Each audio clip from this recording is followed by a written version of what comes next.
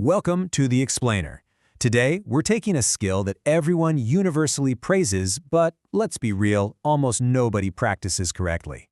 We're talking about active listening, and we are going to transform it from this vague, feel-good workplace soft skill into a highly tangible mechanical toolkit. To do this, we're drawing directly from Paul Newton's incredibly insightful ebook on the subject, and we're going to explore the groundbreaking framework originally developed by clinical psychologist Carl Rogers. Now, most of us think we're genuinely great listeners, right? We nod, we smile, we make eye contact, but today we're going to break down the exact mechanics of how to actually listen. And I promise you, you might be surprised by what real listening actually demands. I want you to think about your last few conversations at work. Were you actually listening, or were you just waiting for your turn to speak? It's a tough question to answer honestly, isn't it? The truth is, a massive proportion of our daily communication happens one-on-one, and yet, workplace miscommunications and frustrations are basically at an all-time high. Why is that? Well, it's because most of us default to just hearing words at face value, all while enthusiastically formulating our own brilliant replies in our heads. We aren't actually listening, we're just queuing up our next monologue. Okay, let's dive into this. Here is our roadmap. First, the active listening illusion. Second, 3 degrees of listening. Third, shifting your perspective. Fourth, 6 qualities of orientation. And finally, reflection and clarification. Starting with Section 1, the active listening illusion. The real foundation here is realizing that an active listener isn't just sitting there quietly, they are deliberately neutral.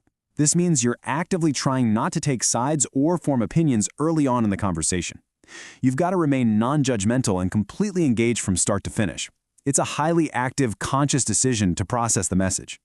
In the real world, this means suppressing the urge to vigorously nod along when a coworker complains about a project, or stopping yourself from offering a sympathetic grimace when they vent about a client. You are there to absorb, not to validate or condemn. And honestly, this is exactly why it is so difficult. Active listening involves listening for the underlying meaning, not just taking their words and accepting them at face value. This baseline requires immense patience. People need time to explore their own thoughts before they can verbalize them perfectly. That means you have to become incredibly comfortable with short periods of silence without jumping in to save the day or give your 2 cents. In a busy meeting, 5 seconds of silence can feel like an absolute eternity, right? Your instinct is to fill the void, to keep the momentum going. But holding that silence is absolutely crucial to letting the speaker reach their actual point. Moving into Section 2, 3 degrees of listening. Before we can even respond to someone, our brains have to go through an internal cognitive sequence. Imagine a colleague is giving you an update on a delayed project. First, you perceive the sound of their voice. Next, you have to consciously force your attention onto their words, actively pushing away thoughts about your overflowing inbox or, what you're grabbing for lunch. Then, you remember what they've just said. But step 4 is where the magic really happens, thinking and reasoning. Your ability to execute all 4 of these steps without breaking focus, that determines what degree of listener you actually are. And this brilliantly illustrates how different levels of effort lead to entirely different qualities of communication. We've got repeating on one side, paraphrasing in the middle, and reflecting on the other end.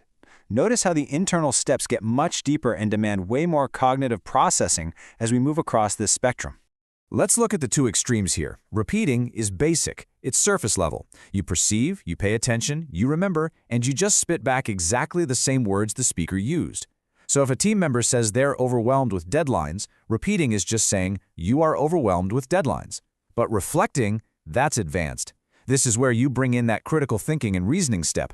You render the true meaning of the message back to the speaker using your own words and your own sentence structure. So instead of just echoing, you might say, it sounds like you're feeling unsupported because the project scope expanded without any extra resources. See the difference?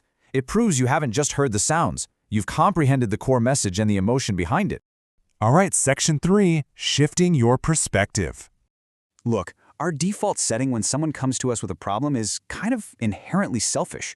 We immediately think, what can I do for this person? Or how do I see this situation? It's just human nature to want to fix things, to be the hero who drops a brilliant piece of advice. But the proper orientation leaves I, my, and me completely out of the equation. To truly listen, you have to temporarily sideline your ego. The only question you should really be asking yourself is, how does the speaker view their own situation? This brings us to true listener orientation. It requires you to put your own concerns, your attitudes, and yes, even your absolute most brilliant ideas completely to the side while you listen. Why? because doing so removes your internal distractions. It is incredibly hard to listen to someone when you're busy admiring the genius of the advice you're about to give them. Clearing that mental clutter paves the way for you to observe both the conscious words and the unconscious nonverbal signs that reveal what the speaker truly means. Next up, Section 4, 6 Qualities of Orientation. Now, what's really interesting about this framework from Carl Rogers is that these aren't just a random list of good habits you can pick and choose from based on your mood. Empathy, congruence, respect, they form a cohesive wheel.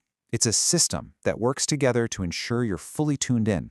If one spoke is missing, the whole wheel of communication wobbles and eventually breaks down.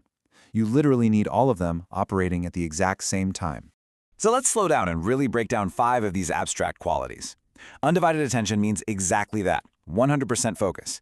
Closing the laptop, putting the cell phone face down on the desk.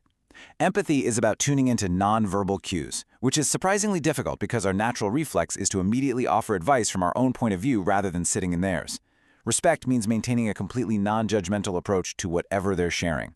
Acceptance takes it a step further by avoiding the expression of agreement or disagreement entirely. I know, it's incredibly hard to resist nodding along to make someone feel better, but doing so biases the conversation. And finally, congruence. This is genuineness. If you're frustrated or impatient, you can't hide it behind a mask of false affability, because people can read contradictory body language instantly. You have to genuinely cultivate these states. And that builds perfectly into the 6th and final quality, concreteness.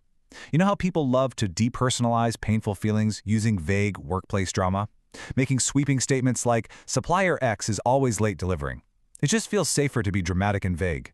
But as an active listener, you must gently guide them back to specifics. You might respond with, so, supplier X has been more than 1 day late on 3 out of the last 5 deliveries. It moves the conversation away from emotional abstraction and grounds it back into concrete facts where problems can actually be understood and solved. Finally, Section 5, Reflection and Clarification. Using the reflective technique, which is essentially restating what you believe the speaker means as a question, has 3 incredibly powerful advantages for you as a listener. First, it obviously increases your own understanding of the complex situations happening around you. Second, it actually helps the speaker clarify their own jumbled thoughts just by hearing them reflected back. And third, it deeply reassures them that you are genuinely interested in what they have to say. This creates immense psychological safety. It encourages them to open up further and ultimately saves you hours of time by getting to the root of the problem faster, rather than just dealing with superficial symptoms. But mere reflection isn't quite enough, is it? We also need clarification. Step 1 is to reflect on their nonverbal and paraverbal signs, so noting their tone and body language, not just the words coming out of their mouth. Step 2 is absolutely fascinating. If you sense a speaker is withholding significant information, you obviously can't reflect it back normally because you don't know what it is. You have to reflect its absence to bring it out into the open. For example, you might say, I noticed you haven't mentioned the marketing team's role in this delay. It gently nudges those hidden issues right out of the shadows. And then step 3 is asking direct, specific questions to correct your own misunderstandings and fill in those narrative gaps. When you put all of this together, the mutual benefits are undeniable. For the speaker, their true viewpoint is understood, and the reality of their situation is finally known and validated. And for you, the listener, you get to understand the whole situation and actually grasp the specific, concrete details of the issues at hand. It is a masterclass skill set that transforms that workplace friction and those vague complaints we talked about earlier into immense, actionable clarity for everyone involved. So I'm going to leave you with this final thought to take back to your desk today. In your very next one-on-one conversation, are you just going to process the face value words they're saying? Or are you going to put your own agenda aside, lean in, and actively listen for the true meaning? Mastering this will completely change how you manage and lead. Thanks for joining me on this explainer, and I'll catch you on the next one.